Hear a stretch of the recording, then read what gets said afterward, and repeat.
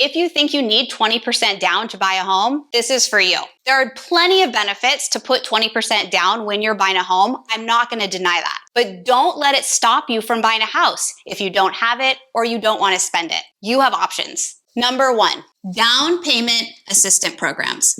There are many programs out there that will help you with your down payment. For example, the CalHEFA program just came out with a new program that's offering to pay 20% down. Number 2, did you know that the minimum down payment you need for an FHA loan is 3.5%? And the minimum you need for a down payment for the conventional loan is 3 to 5%. Those numbers look a lot different than 20%. Number 3, paying less down is going to benefit you in the long run. It'll allow you to keep extra cash in your pocket, save up for house projects, home maintenance, or maybe just restocking the savings. Follow me for more real estate tips.